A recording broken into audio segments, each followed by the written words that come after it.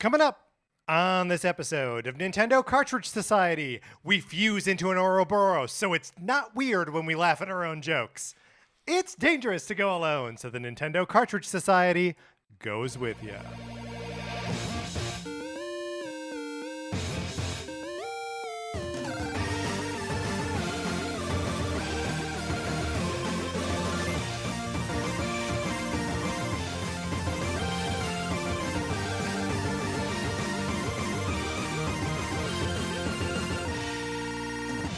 Welcome to Nintendo Cartridge Society. My name is Patrick Ellers, and I am joined, as I am always joined, by my co-host, Mark Mitchell. We've got a good show for you today. We're going to be talking about the news from the week, including One Direct behind us and One Direct ahead of us. And then on Thursday, we're actually going to be talking about the Nintendo Direct Mini Partner Showcase. But Mark, in the meantime, how's it going? It's going great. I am so excited to be in the same room with you. Breathing the same air, breathing on each other.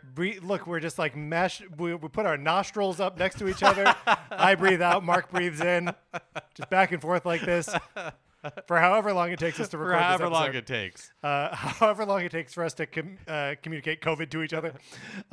It's maybe a trick of the podcasting is that, were we together last week to talk about Mario sports games? No, we weren't. So yes, it is truly a delight to be spending some time with you, my good friend, Mark. Yes, absolutely. So excited to be here. Back at it. Back at the Sonic Forces borrowing program, you bet sure could be. All you got to do, would you like to borrow my copy of Sonic Forces? You can. All you got to do is email us at Nintendo Cartridge Society at gmail.com and give us a mailing address so we can send you my copy of Sonic Forces for Nintendo Switch. You play it for as long as you want. You send it back. I've paid for postage both ways. It doesn't cost you anything. It's a perfect borrowing program. There may be a copy of Untitled Goose Game in there instead of Sonic Forces. Do not be alarmed. Don't be alarmed. This is just a thing that happens. You can either play that or not. Same as Sonic Forces for as long as you want. Look, you could play your own copy of Sonic Forces when I send you my copy of Untitled Goose Game. That's not against the rules. It's not against the rules. The only rule, and this actually is in the rule book, that a golden retriever cannot play Sonic Forces. Oh, man. Well, we need some rules. Rules are rules. Here's another thing you can do. You can leave us a 5-star review on Apple Podcasts, Spotify, or anywhere that you get your podcast. We appreciate it so much when you do. It really helps people find the show. We believe, I think everybody believes we're in this shared delusion. If this is not true, we like the entire world is in this shared delusion that the more 5-star reviews you get, the higher you rank in search results. Yes. Mark, I believe this is true. I believe this to be true as well. I have no proof, but I have faith. And if you leave us a 5-star review on the US Apple Podcast Store, like a written review, we can see it, and we will give you a shout out on the show. If you leave us a review anywhere else, we can't see it. But we still want to give you a shout out. So please hit us up on Twitter, send us an email, let us know so we can give you a shout out. Thank you so much to everybody who has left us a 5-star review. It really means a lot. Yeah, we appreciate it greatly. Also, you should get in our Discord. That is a place where we are having nice, friendly, fun, funny conversations about Nintendo stuff. If you don't know anything about Discord, if you are a Discord newbie, a Discord baby like Mark and I were, just know that you're in good company. We don't know what we're doing in that thing. We're having fun conversations. If you would like to be invited to the Discord, just send us an email, hit us up on Twitter, and we will happily welcome you into the fold. And then before we get into like the meat of the episode here, kind of just wanted to acknowledge that the what's going on in the United States right now sucks. The Supreme Court decision that effectively overturns Roe versus Wade is a tragedy, and a lot of people are going to die as a result of it. And it's just obviously not. This show is not about that stuff, and this show is an escape. And we appreciate that, and we intend to honor that escape nature. But we just want to acknowledge that we're not aliens. We're affected by this stuff. We feel a lot. It's hard to know what the calls to action are at this point. I know in the past we've been like, register to vote, and all that stuff is still important. And talk to other people who are, on the fence about voting when all that happens. It's not enough, but it all needs to happen. So yeah, I just want to say that like if those are things that you're feeling too, and like it feels like a curse. I hope that you are feeling them too. Know that you're not alone. We're experiencing that as well. It's something that is constantly on our minds, and that we're talking about while the mics are not on. But the show is about Nintendo, and we're gonna try to keep doing this show for you. And I'm open to this being like a conversation. If there's more that people think that we can do with this show, we don't have a huge reach, but like, we're open. But talk to us. We want to know you're not alone. Let's get through this thing together. However however long that takes. Did I cover that okay, Mark? Yes, thank you for saying that. All right. Let's change tone and talk about what we've been playing this week.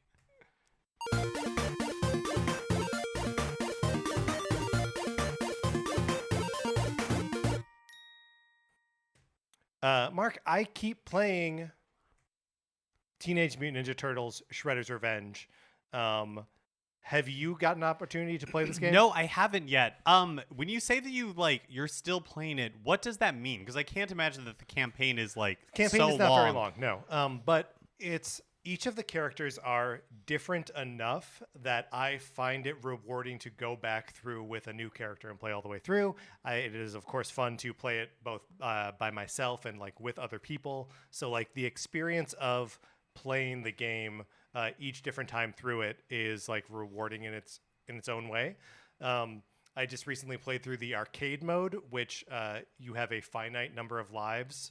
Normally, in the story mode, you can you can continue and like your lives are refreshed at the beginning of each level, but the arcade mode is just like what you have the 3 lives plus whatever 1-ups you get throughout to like try to make it all the way to the end.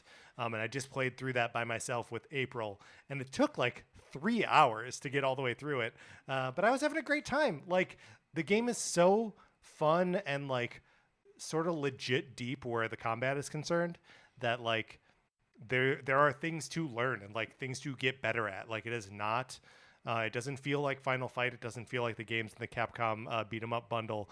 It is a like deep combat rich Turtles game. That's really fun because I feel like on, this show that we talk about a lot of games and a lot of games that we're like excited about or interested in. And I feel like it is rare that a game that we actually like a game.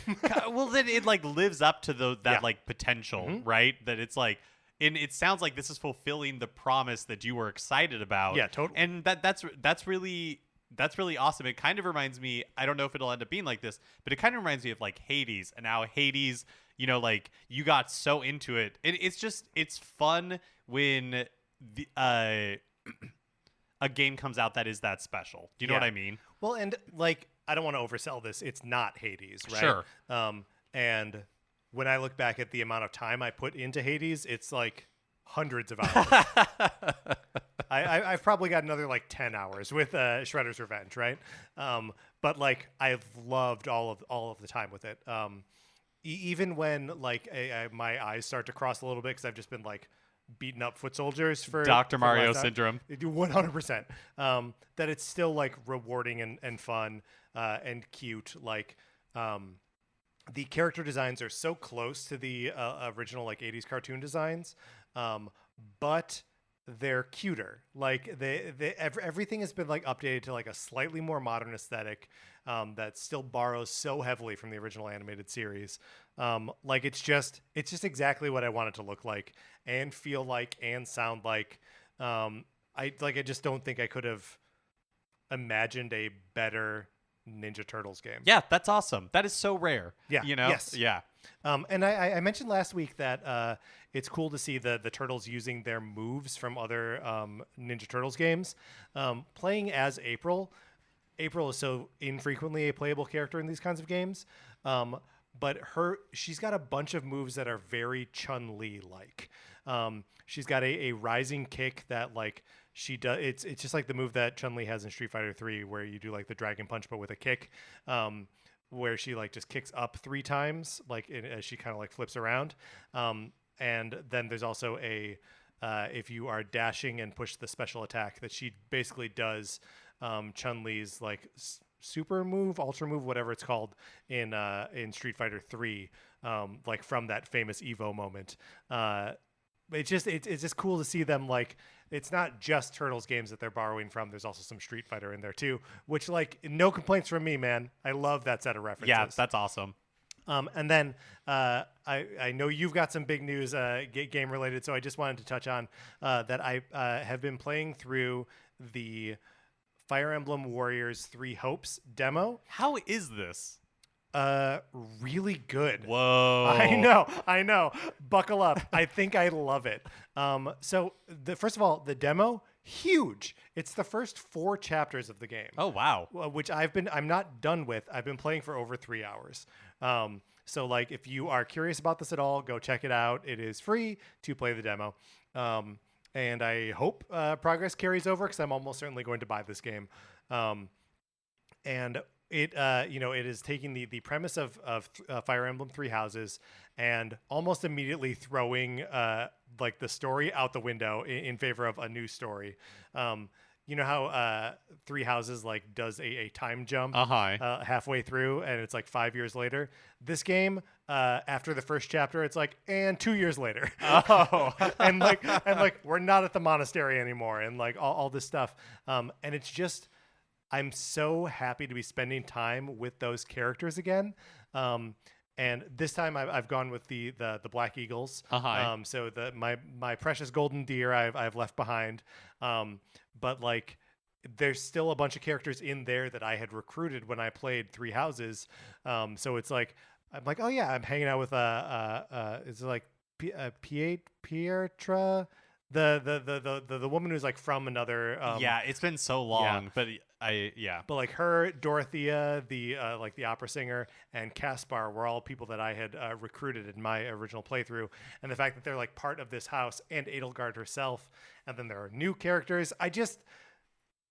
And you do so much of the same like managing of like the party that you do in Three Houses, that like the in-between moments feel the same, and then it's just swapping out turn-based strategy battles for Muso style fights. And like, I don't know, that's fine. Like that's a fair trade. I'm enjoying it way more than I thought. That's really cool. I mean, just talking about that makes me remember how much I loved playing Fire Emblem Three Houses and loved like the characters in the world. Yeah. Of that. Probably not enough to like buy Three Hopes. Check out that demo, man. But yeah, definitely check out the demo. Mark, you've been playing Dragon Quest XI-S, Echoes of an Elusive Age Definitive Edition for the Nintendo Switch. Yes. And I need to know how that's going. I have rolled credits on Dragon Quest XI-S, Echoes of an Elusive Age Definitive Edition for the Nintendo Switch. Credits have been rolled. Yes. So I ended up doing like a little bit when I went into like the Fortress of Fear, I think it's called, which is kind of like the final area where you fight the boss, the main boss of the game. I went in around level 50, and I beat like the initial boss or whatever, like kind of like sub boss. I was probably like level 52. Yeah, and then he turns into like a skeleton made of many skeletons. So that's like the even like the guy before that. I'm blanking on his name right now. But and so I finished that about like level 52, and so I went and I did a lot of grinding, probably for like a couple of hours, and then went back and like the final encounter with this like the final boss and then like his second form like actually wasn't that bad, all things considered. So I'm at the end of Act 2, right? The game is over. You roll credits. Yeah. The adventure is over. The world tree is restored. Yes. Everybody's happy. And then it teases you with like, there's more. There's like this like other chapter. Right. But I haven't even bothered to like start that. Oh my. So we can't even talk about what it is? We can't talk about it because I'm never going to go check. You're never going to go. You're done. I think you've rolled credits. You're done. I think I'm done. And so Mark, this is can I please just tell you what? Well, it yeah, is? totally. Okay, so here's the spoilers, obviously. So you go to like the it's not the Temple of Time, it's the Tower of Time or something like that. So you can travel back in time to before the time jump. Oh. Before Like the world tree yes crashes. And before Veronica is dead. And like try to set things right by traveling back in time, losing progress, like effectively undoing the entire second act and like trying to save the world before it falls. Oh, that's kind of cool. It's kind of cool, but it's a little bit. It was one of those things where I was like, "Oh God, I don't know if I can like." Yeah. I don't know if I can. It's the Majora's Mask problem for me of Mm-hmm. like I just fought through all this stuff. I don't know that I can undo it to like try and save something else. You know? Yeah. But yeah, that's what lies ahead of you. Interesting. Should you choose to engage with it? And I think I am choosing not to engage with it. So I would still recommend that people play this game, but for me, it was really that sweet spot of like after the first few hours through the first act. Yeah. I thought was almost perfection. I loved so many moments in that. It was so many just like highs after highs after highs with the little like story vignettes and the character moments. I thought all of that was amazing. Act 2 I really struggled with, and I think there are moments where it comes together, and I thought it was overall very satisfying, but the pacing of Act 2 I just thought was not very fun. And so while I would still really recommend it, Dragon Quest XI-S Echoes of an Elusive Age Definitive Edition for the Nintendo Switch, my experience with it, not my favorite Dragon Quest game. Wow. A different Dragon Quest is Mark's favorite Dragon Quest game. The thing that I will say about the third act, should you, and I know you're saying that you're not going to go back to it, is that if you reach the end of Act 2 and you're like, yes, this is the end of the story, but I could go for another bite at the apple with these mechanics, with these characters. That's the thing that I could see like going back for. Well, and like these skill tree, like if the gameplay part of it, if the character like leveling and like the equipment stuff, like if that has enraptured you, the game does have 100 more challenges for you that you have to be like top tier to take on. Like there are more ways that the game can like make you struggle with the tools you already have. So in that way, it's almost like its own sequel, right? Or its own like it's better than a New Game Plus, right? Because it's genuinely new content. But yeah, it's I'm not surprised that by the end of Act 2 you're like, okay, I'm done with this. That's mostly where I was too. I sort of like kept going because I played over a lot shorter interval than you did.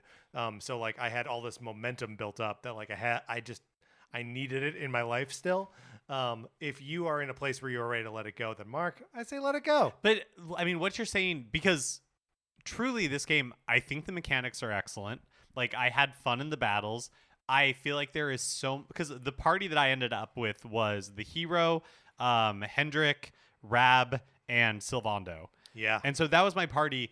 But I know all the boys, okay. but I know that like there is so much more opportunity for me to go back and like Jade is awesome. Yeah. Like what happens if I get Jade in the party? You know, what happens if I get Serena in the party? Yeah. Right? You know, like there's so many like unexplored avenues, and there's when you still go back so many in time, Veronica in the party too.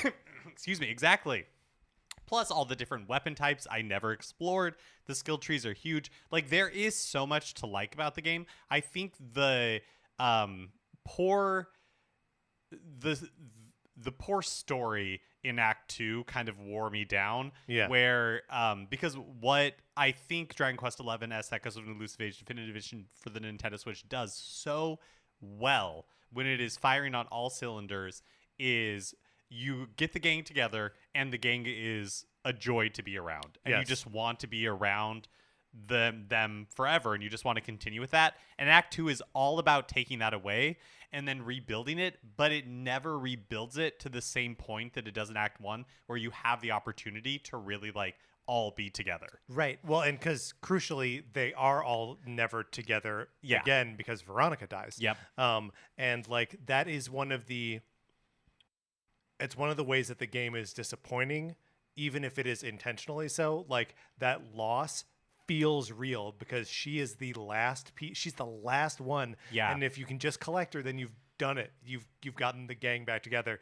But it denies you that. And so maybe really, it's almost look, the game is what it is. They put the credit roll where they put it. Like they're saying, this is the end and the rest of this is bonus content. But I wonder if, well, actually, I guess you're saying you go back in time to like when Veronica was there. And I think that's a lot of that is very appealing to me. But I think it's not actually what would like fix, quote unquote, the game for me. Right. It's like I really wanted chapter 2 to not be the end of the game and there to be a chapter 3 that allowed this newly formed party to regain its or relearn whatever chemistry it was going to have. Right. And it feels like that's kind of what's missing is there's no satisfying conclusion. Because yes, you defeat like the big bad, but at what cost? And like there's no high like there is in Act 1, in Act 2. So the game just kind of like ends because the big bad in Dragon Quest 11 and the rest. Do you know what? No, I'm committed. In Dragon Quest 11S Echoes of Elusive Age Definitive Edition for the Nintendo Switch, the overarching story, like the main villain of the game, is meaningless, has no presence, shows up like at like basically the end of each act to be the bad boss, but otherwise does not is not he's not a character. Is not a character. Right. He's just there to be like an obstacle. And so the fact that Act 2 kind of like is just all building to confronting this boss, it just feels a little hollow. I just wish that the credits didn't roll at Act 2 and there was an Act 3 that let my newly formed party kind of like have the same or a similar experience to what you get in Act 1. Right. Well, and like this is, I think, the part where I will push back a little bit on the idea that Act 3 is bonus content. Yes, they roll the credits at the end of Act 2, which does make like a pretty strong argument for you finish the game.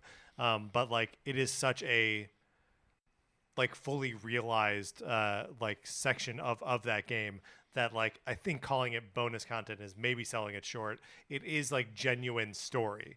And I think like in the canon of it, the story continues. But yeah, I mean, it's just it definitely is one of those things where like the easy parallel for me is Final Fantasy VI, which also has the world ends as one of the story beats. But like when you get the team back together and you do it painstakingly, one character at a time until you've reunited all 14 characters from Final Fantasy VI, when that finally happens, however many of them you get together, because the game doesn't require you to have, I think you only need 4, maybe even only 3 to make that final assault on Kefka's Tower. That like they all have a little moment at the end. They have like a story in the lead up to the end and then a moment at the end where they all find some semblance of peace or like have some idea of where they're going in this new world. And I think that is what Dragon Quest 11S Echoes of Elusive Age Definitive Edition for the Nintendo Switch is missing. Yeah, it's weird because I agree with you. In those moments I think were intended to happen, and they, you can go down and name like, like this is clearly where Eric's was when he's able to like reconcile with his sister, like all that kind of stuff. Like they happen, but I think just like the pacing was off. It doesn't. Well, and you also need them to happen with each other, right? Yes, like and that does not happen. Can't all be external. And like that is to just go back to Final Fantasy, like Shadow and Realm and Shrago, like those are 3 playable characters and their stories intersect with each other and they make peace with each other. Terra makes peace with the rest of the party asking things of her.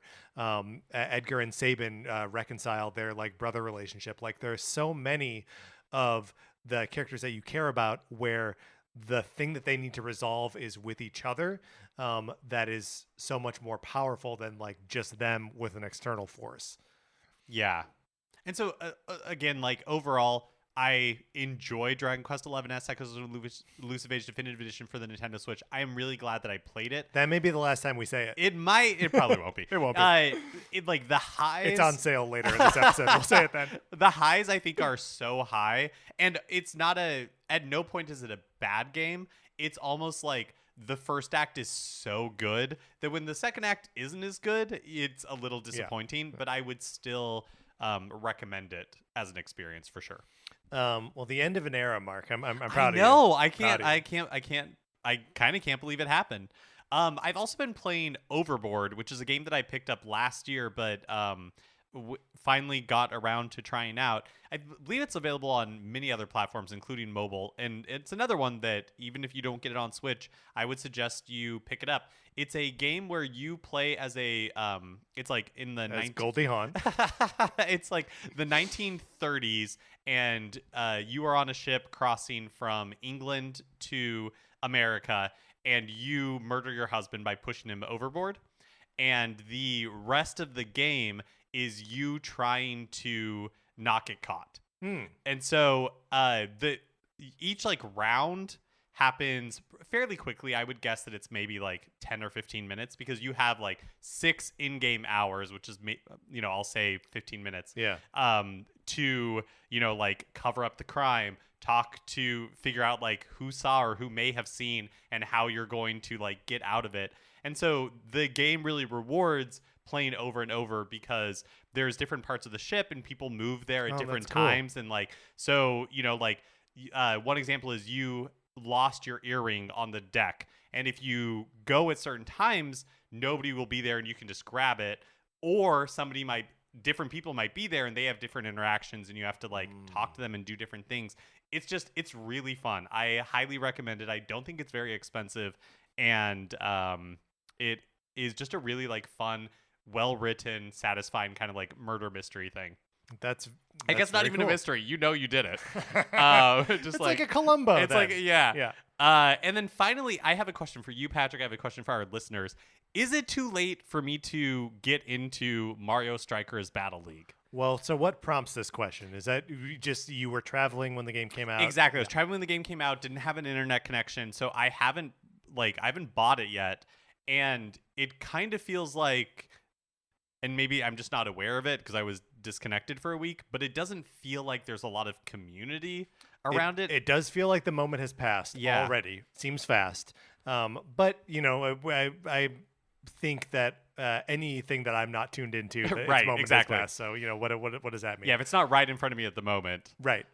Are there any other podcasts with this one? I think this is the only one. All other podcasts have passed. No, that's an excellent question. I would say it is too late to get into Mario Strikers Battle League, but I believe some of our listeners are playing. And we talked about creating like league of our own, and so I was really interested in this game, but I'm a little bit worried about trying to get into it now. So I'm just looking for people's ideas or feedback. Mark's on that. Looking for advice. Yeah, I'm looking for advice. So hit us up on Twitter or email us Nintendo Cartridge Society at gmail.com. All right, that's what we've been playing this week. Let's get into the new releases and what we might be playing next week.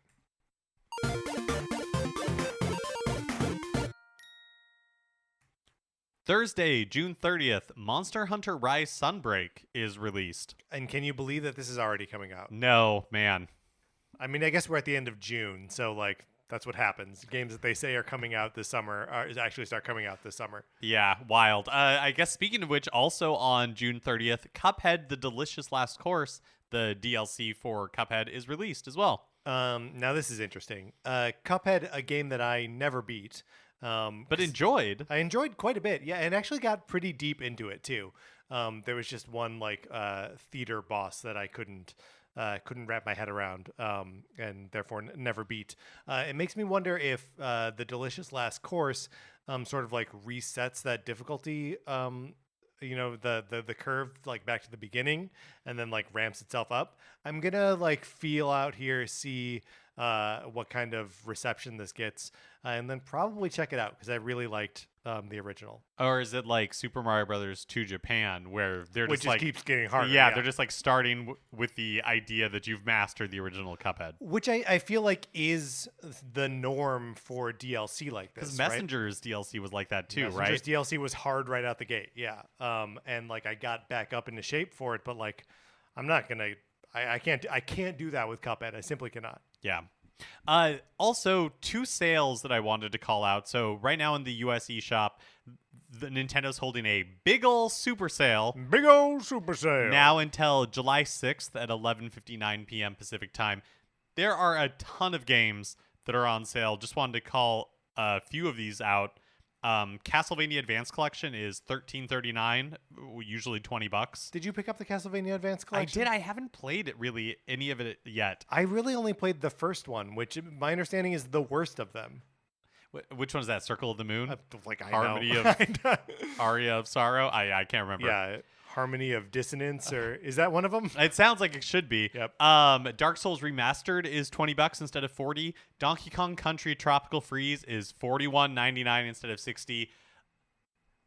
Donkey Kong Country Tropical Freeze is an amazing game. Now, was Donkey Kong Country Tropical Freeze originally $50 on the Wii U? Sure. Is it weird that they charge $60 for it now? Yeah, kinda. $41.99 is cheaper than $50. That's right. And hey, here we go. Dragon Quest XI S Echoes of an Elusive Age Definitive Edition for the Nintendo Switch is only $34.99, regularly $50. I bought it so long ago that I forgot that it was only $50 when it was released. Yeah, me too. I feel like I paid $60 for it. Hades is $15. Paper Mario: The Origami King is $41.99 instead of $60. This is a great game, worth picking up. Persona 5 Strikers, $30 instead of $60. Shin Megami Tensei 5 is now $42. Super Mario Odyssey is $42. Tetris Effect Connected, $24. A great game. This is one that maybe I need to pick up because I still haven't played it. Yeah, it's so good. Tokyo Mirage Sessions Sharp FE Encore is $42. I love this game. Did not expect to love it as much as I did. Super into it. And then Legend of Zelda Link's Awakening for the Switch is $42 as well. I'll call out just a couple more. Super Mario Maker 2 is $42. Star Wars Knights of the Old Republic is $11.24. And Part-Time UFO is $6.29. Normally it's $9. This is what it's going to take for me to actually buy it on the Switch after having played it on my phone. Also, Monster Hunter Rise, with that new DLC out, is $30.59, down from $60. I think this game sometimes gets price cuts, but this is half price. Yeah, so I guess probably with this, and I don't know how much Sunbreak is, but probably like you're paying $60 for both for the parts whole of it. thing. Yeah. Capcom is also running a sale now through July 7th, and they have other games on there as well. But I wanted to call out the great deals available on Mega Man games right now. You can get Mega Man 11 for $10. Mega Man Legacy Collection and Legacy Collection 2, plus the Mega Man X Legacy Collection and X Legacy Collection 2 are all $8 each one is $8. And the Mega Man 0 and ZX Legacy Collection is $15 instead of $30. And we had a little discussion in the Discord the other day about like which Mega Man games to revisit, and I think that there are. In the original Legacy Collection, there's like 5 games worth playing. In the second Legacy Collection, there are at least 2 that are worth playing. 9 and 10 are both very good games. The first like 3 X games are all very good. I can't really speak to Legacy Collection 2. I don't know if any of those games are good. But you have a lot of choices here. And even Mega Man 11, while not being kind of as good as like the classic ones, is still a very fun, very fast, frenetic execution of the Mega Man formula. I think these are all good purchases. Possibly, personally, and for me, the Mega Man 0 ZX Legacy Collection, not as appealing, but still, for $15, it's half price. Like, it's a lot of good games for not a lot of money. All right, so those are the new releases and some games that are on sale. Let's close this segment out.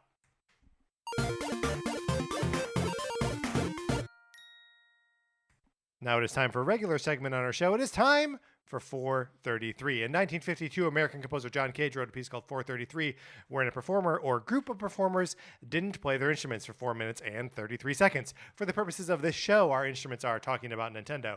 So, for the duration of one performance of 433, Mark and I will talk about something not at all Nintendo related, thus fulfilling the contract of the piece.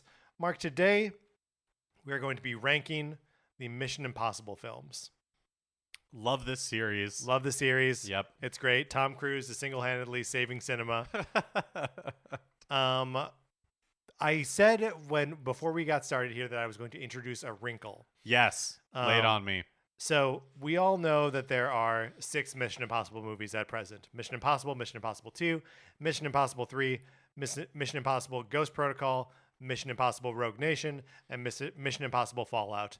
I would like to put forward that there is a 7th Mission Impossible movie called Top Gun Maverick. Now, I'm not going to argue that Top Gun is part of the series. No. But Top Gun Maverick absolutely It has is. all the DNA. It has all the DNA. Yeah, totally. And so I think it would be insincere for us not to include it in our ranking of the No Mission Impossible opposition movies. for me. This Perfect. feels very correct. Perfect. We love this franchise. I think for me, there's an obvious bottom of the list, and that's Mission Impossible 2. I agree. And I would say right above Mission Impossible 2 is Mission Impossible 3. I like Mission Impossible 3, but it's I would put it there. I would also put it there, but for me, the gulf between 2 and 3 is difficult to overstate. Yes, thank you. There is a moment in Mission Impossible 2 where Anthony Hopkins is like playing the boss, and he tells Ethan Hunt, it's not mission difficult, it's Mission Impossible. That's the caliber of movie we're dealing with. It's just a very chaotic movie. Yes. I really like sorry, I'm blanking on her name. Thandie Newton. Yes. Yeah, I think she's great. She is really good. I think she's really good. It's just a bonkers movie. There's like the cars flamenco dance with each other. Yeah, it doesn't make a lot of sense. Yeah. We're stalling here because I think then it's a 5-way tie for first place between Mission Impossible, Ghost Protocol, Rogue Nation, Fallout, and Top Gun Maverick. I have such a soft spot in my heart for the first Mission Impossible movie. So do I. It is in some ways very different from the, the later entries in it. But I think as a, mystery, as like a spy thriller is just so good. And the when they're breaking into Langley, that sequence is just awesome. So it's iconic. I guess what I would say is I would go Rogue Nation, Ghost Protocol, Fallout Maverick, Mission Impossible 2. No, Mission Impossible 1. Oh, yeah, sorry. Mission Impossible 1. And then with Fallout at the top. I think so. So I think unequivocally agree with you that Fallout is the best one. Do you like Mission Impossible 1 more than you like Top Gun Maverick? I think let me make a case for Top Gun Maverick for just a second. Okay. Because you're right about the original being so specific and having that incredible iconic sequence. And there's obviously some recency bias with Top Gun Maverick. The thing that separates those two movies from me in a huge way. I mean, first of all, Top Gun Maverick just has better action than Mission Impossible, but I know what's happening at every second in Top Gun Maverick.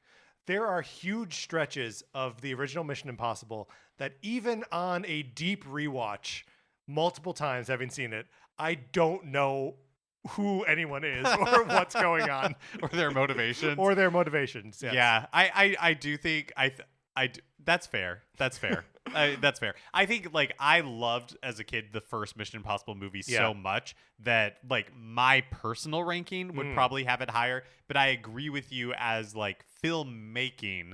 Yes. I also think that Maverick is of such a piece of these later movies. Yes. Yes. True. That makes sense. Oh, that is the applause. We were accompanied today by. I'm not sure that we got a complete ranking there, but what are you gonna do? There's the pieces are there. Yeah, You can put it that's right. together. You can assemble the pieces. We were accompanied today by listener Steven. Thank you for Steven for making that and sending it to us. All right, Mark, let's get into the news.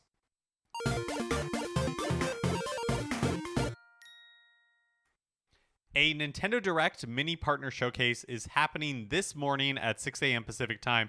So very likely by the time you listen to this, you will know all the news from the showcase. So there's no real point in speculating about it here. We are going to be talking about it on Thursday's episode. Everything that is there, everything that is not there, what we think this means, why they would push out a third-party showcase during the June window, just barely eking it out the door to technically get it done in June. We'll talk about all of that on Thursday. But last week, Nintendo held a Xenoblade Chronicles 3 Direct, blowing out details on the game ahead of its release next month. And, you know, we will probably talk about at least the parts that interested us in this Direct, because you and I, Patrick, have a fairly hot and cold relationship with Xenoblade Chronicles as a series. I've never played any of them, but you give them a good old college try each time they're released. Try. Yeah. I don't know if I would define it as good or college. But I do. I've tried both the Xenoblade Chronicles 2 and the Definitive Edition, and I find different hurdles in each one. Some of it just in terms of like the presentation and story, and sometimes in terms of like the gameplay and like sort of battle systems that I find to be a little bit incomprehensible for my tastes. And I know that I have been coached by some of our listeners to like just put it on easy mode, put it on like auto battle, and enjoy the experience for what it is. I have not been able to apply that mentality to a playthrough of either of the existing games in the series yet. But to your point of run sort of like hot and cold, I think the hot side of it is that for whatever experiences we do have with these games, there is something undeniably interesting about the series. Did you find that to be true watching this Direct? Yeah, so watching this, I was genuinely...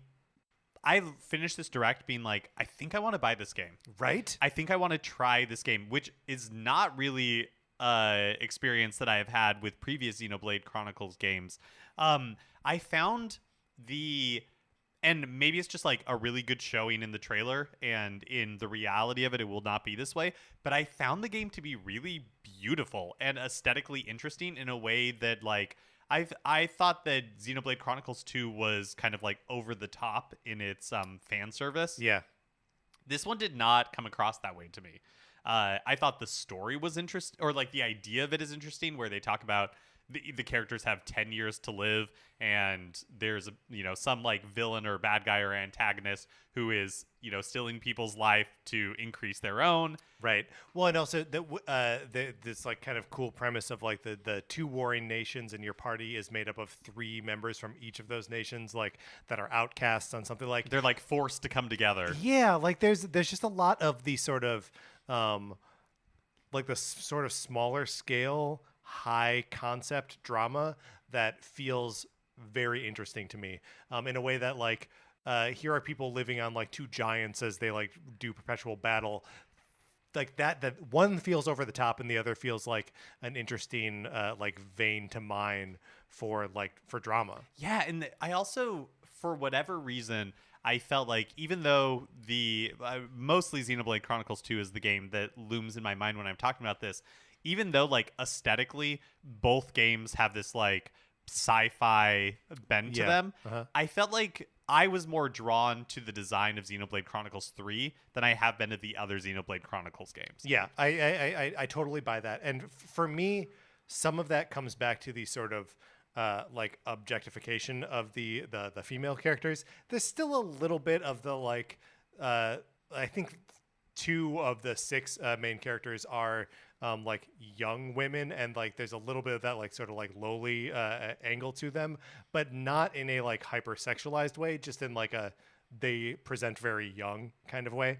That's whatever it is. But that's so different from the way a similar character would be presented in Xenoblade Chronicles 2. Yeah. I thought it was interesting that in the direct, at least in the beginning, they go through such pains when they're explaining the, I guess, general battle system, initial battle system, whatever you want to call it. It seems like there's a million systems in this game. But they kind of go through pains to show how not complicated it can be. They're like, all you have to do is move close to the enemy and you start attacking automatically. And it's like you can map this like special attack to these face buttons so that way it's easy to access. And yes, later they start going into more and more systems, and it's like, well, even if all of these systems are on the same complexity of the first one you showed me, it's still like maybe too many systems for me to wrap my mind around. At least in the context of a 20-minute presentation on it. Right. Yeah.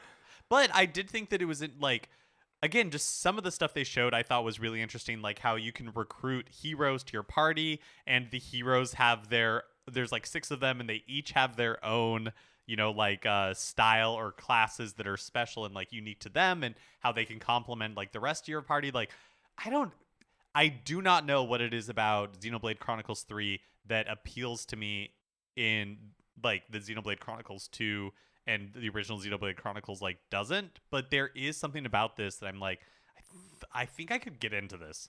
Yeah, I mean, I think it just showed really well. It's also I do end up feeling this like anytime we see like the games, any game in the series like shown off, that like they are just impressively big looking. Like they are a graphical showcase, if nothing else. Just a couple other things to touch on here. We mentioned the Ouroboros in the opening joke for the show, but just melding 2 characters together and like becoming one sort of like Voltron of 2 characters and unleashing special abilities based on their like shared properties or whatever, is a cool little thing that'll be fun to explore. Yeah.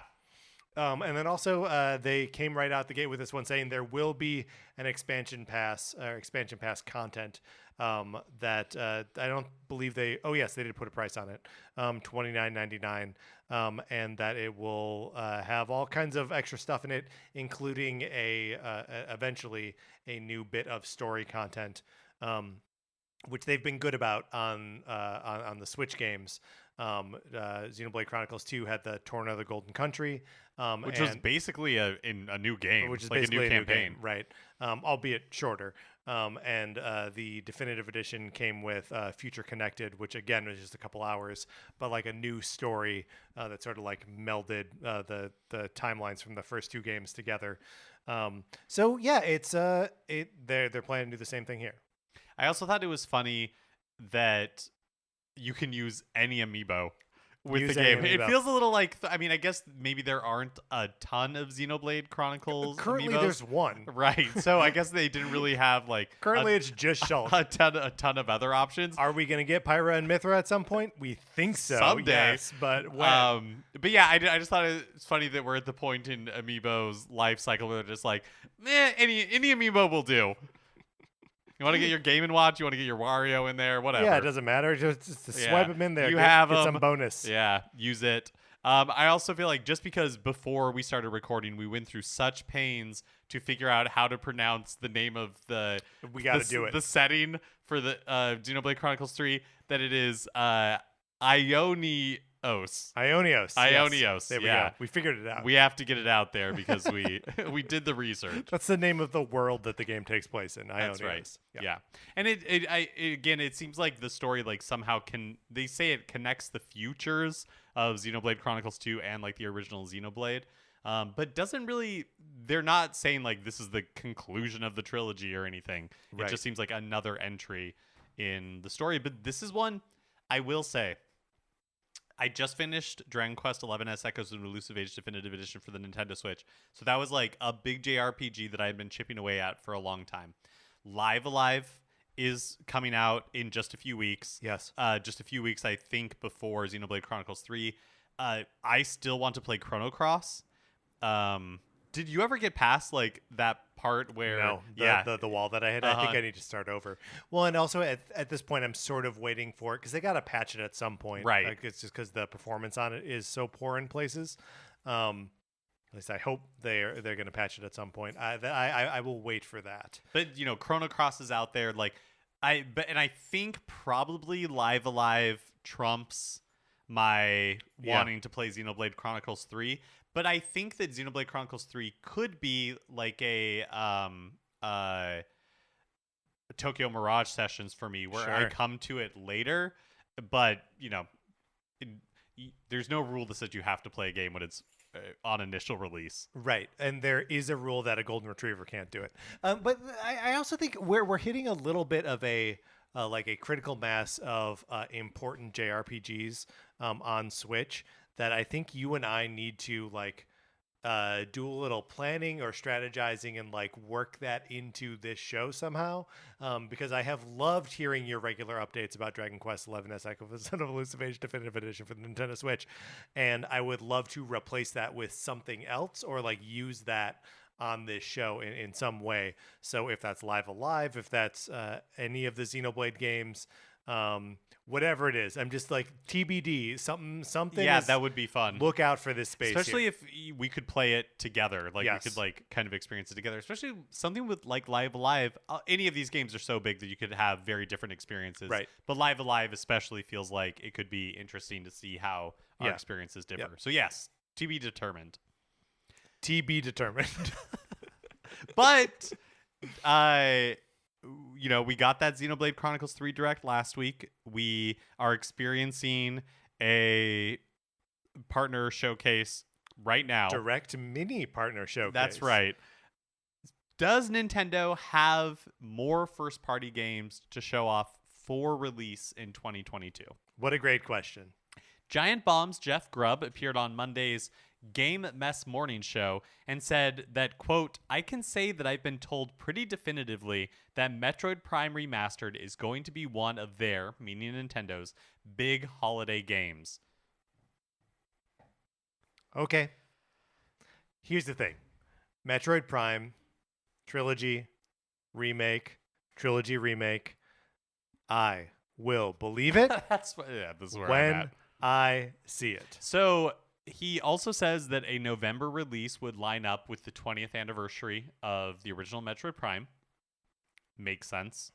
When has that mattered? When has that mattered? It's not when the has 35th. When has something making sense mattered? Is my question. But I agree with you. I mean, we've heard rumors of Metroid Prime coming back in some form or another for probably since 2018, 2017. Yeah. And this is apart from Metroid Prime 4. Yeah. Which is another pillar that I will believe when I see. So just to throw this last part in there, or I guess two parts, Grubb also mentioned that Prime 2 and Prime 3 are getting remastered, not necessarily remade like Metroid Prime 1, but that, so like maybe getting gyro controls or remastered graphics, but not like the complete like rebuild that the Metroid Prime is presumably getting or allegedly getting, but that they would release a separate title sometime in the future. So it wouldn't even necessarily be like we're waiting for all of these to come out and then 4 comes out. Right. It could be nobody knows. Nobody's even really speculating. It could be Prime this year, 4 next year, and 2 and 3 come, like down the line. You say nobody's speculating, but Mark, you just did it. It's that feels like a weird move too, right? Of remaking one and then simply remastering 2 and 3. I don't know. Yeah, it feels weird. The whole approach here is strange. Yeah, I mean, I feel like none of it makes sense. None of it will make sense until we see it. Right. And even then, it may not make sense. But right. like there are just so many like pieces out there, and so many things that we've Something heard, and must like be true. Yeah, like it's just difficult to know like what is true and what to expect. Like, could Metroid Prime 1 remake be coming out this November? Sure, I'd believe it, but I would equally believe that it's not a real thing and it's never going to happen. Right. Yeah, both feel equally true to me. Here's what I will say. Even if a Prime 1 remake and just a remaster of 2 and 3 feels odd. I have to remember, we all have to, that they released a 3D Mario collection that included Galaxy but not Galaxy 2. Right. Right? So like whatever these guys are going to do, they're just going to do it. Yeah. Yeah. And so I guess I like the timing of it, like let's say November. Sure. Like I feel like Pokemon and Metroid Prime are such different target audiences. Yeah, probably and true. the overlap is there are people that are going to buy both games, right? They're not like competing audiences. Yeah. Well, like Metroid Dread did not get in the way of Brilliant Diamond and Shining Pearl. Right. So like, yeah. I also think that a Metroid Prime remake would be massively successful. Yeah, I agree with that. If done well, you know, I think it would be enormously successful. So, just I guess to repeat myself, could this be true? Absolutely. Would it make sense if, let's say this is true? Let's say Nintendo, or even if it's not Metroid Prime, but there is another Nintendo game primed for this year. Do you think that we should expect a traditional direct? Do you think that? I mean, it's so tough when they're about to drop / have already dropped a mini partner showcase that like they don't normally fill up a direct with their own stuff. Why shoot the shot of the partner showcase now for like another, like we'll get another direct in September, right? Like that's sure, maybe that's likely. Yeah. But I could see them just like, I mean, remember how we got Origami King is just like here's a trailer that popped up on Twitter. Like, I feel like that's the era that we are approaching. Although, like, if it's Prime or Prime 4, like, that doesn't feel big enough, does it? I wonder if they would do like, if they had something for Metroid Prime 4 to show, like, if they wanted to, I wonder if they would do a Metroid Direct. Yeah, sure. Because it doesn't feel likely to me. I guess you could get like a Direct Mini, just like a first party focus, Direct Mini. Like they, at this point, the fact that they brought back partner showcases, anything could happen. And brought back the mini branding as well. Like they're both of these two pieces separately. It's surprising to see again, let alone in tandem with each other. But I would absolutely buy a Metroid Prime 1 remake. Oh, yeah, you would just buy it. I thought you were saying like you would believe a Metroid Prime 1 that remake part too. But if it does exist, I will absolutely purchase it. Oh yeah, 100%. Yes, that's a day one purchase. Given that we're done talking about the casting of the Mario movie on this show, we're done. Here are 2 quotes from the past week from Variety about it. Wait, we were done talking about the casting? I thought we were just done talking about the movie. Well, it feels like we're gonna have to talk about the movie again. All right. Yeah. Well, until a trailer came out, right? Oh, like, sure. I thought that was sure. Those were the rules that we set for ourselves. And those are still the rules. Here's 2 quotes about the movie. This is someone else talking about it. So from Illumination CEO Chris Meledandri, who again is now like a board member or like special fellow or something. I think a board with member Nintendo of Japan. Talking about the casting of Chris Pratt. Quote, Chris was cast because we felt he could give a great performance as Mario. And of course, this is him talking about Chris Pratt and not himself in the third person. That's right. And now that we've done about 15 recording sessions and the movie is 3/4 done, I sit here and say that I love his performance as Mario. I think we're going to be just fine. Oh my God. Especially because because he, meaning Pratt, has given such a strong performance, end quote. Let's talk about this for a second. Okay. About 15 recording sessions, and the movie is 3/4 done. What is going on here? I feel like... Why are they not deeper into this thing? Well, 15? He's been doing it for 3 weeks? What's happening? I know that Jurassic World press junket is a grueling ordeal, but... So I am definitely not an expert on the creation of animated movies. But again, I would recommend watching on Disney Plus. I think it's called Into the Unknown, but it's about the making of Frozen 2. And whatever you think about Frozen 2, it is really fascinating to see like how it came together and how like down to the wire it is. And the movie just got delayed from December just a few weeks ago. So it does... Based on like the limited information I have about how animated films are created, it does not surprise me in the least that they're 3/4 of the way done at this point, and that like probably across those 15 recording sessions, the script has changed like 30 times. Right. Each one could have been a different script entirely. Yeah. So now let's hear from the mustache himself. Chris Pratt says in a different Variety article, but both in Variety, said, quote, I worked really closely with the directors and trying out a few things and landed on something that I'm really proud of and can't wait for people to see and hear. It's an animated voiceover narrative. It's not a live action movie. I'm not going to be wearing a plumber suit, running all over. I'm providing a voice for an animated character, and it is updated and unlike anything you've heard in the Mario world before. Okay, first of all, are we worried that he's like, so I don't know if you need this explained to you, but I'm just doing the voice for the character. I'm not running around in a suit. I guess he's trying to reassure people that it's not going to be like too. The way I read that is it's him trying to reassure people it's not going to be too Chris Pratt. Yes, which I think is the concern. I think right? so too. Yeah, and that's also what Meledandri is also sort of driving at too. Of like he's doing a voice. You're not gonna think that you're hearing Owen Grady from Jurassic World. Right. It's not going to be like Look at so me pulling distracting. that name out of nowhere. That's it. That is truly impressive. Thank you. Yeah. Are your fears assuaged? How do you feel?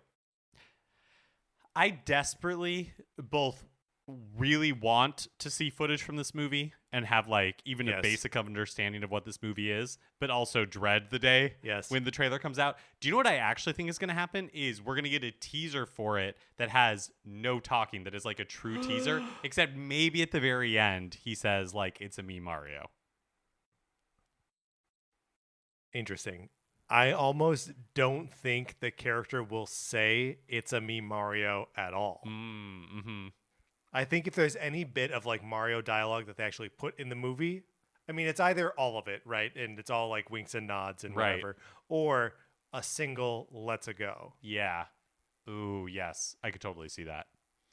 So, do I live in fear that every morning, I might wake up and it's the morning that a teaser trailer for the Mario movie's released? Like we live in fear of lots of things.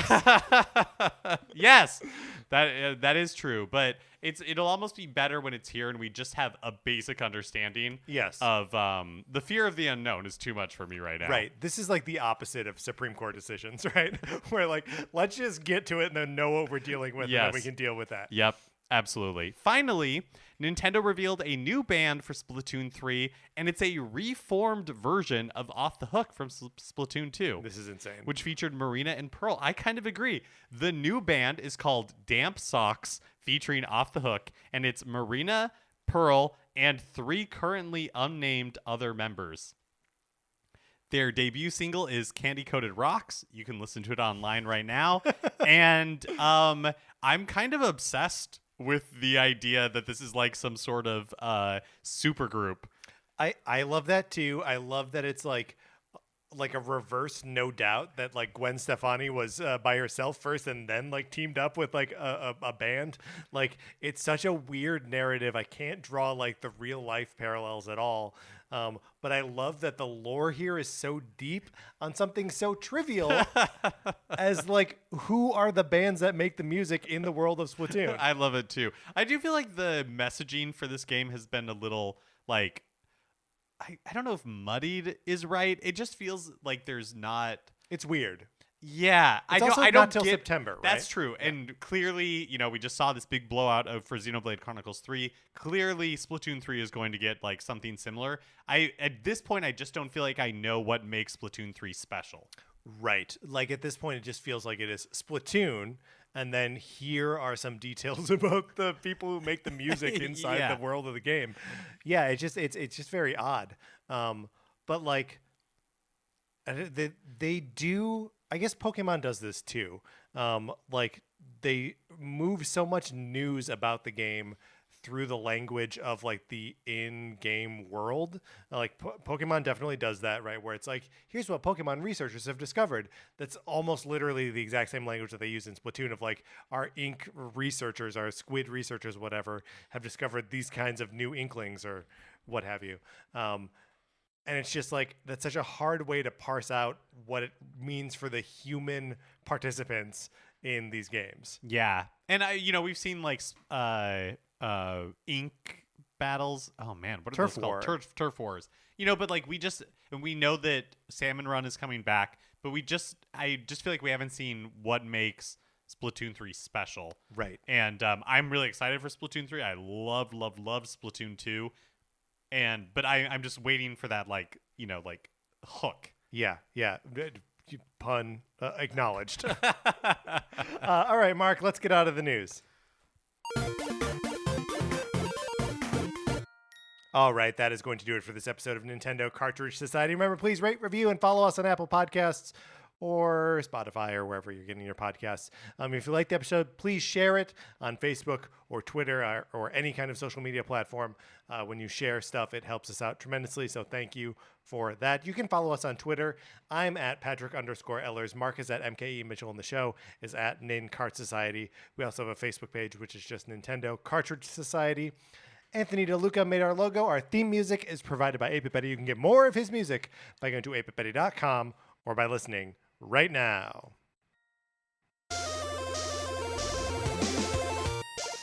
For my co-host, Mark Mitchell, this is Patrick Ellery saying thank you for listening.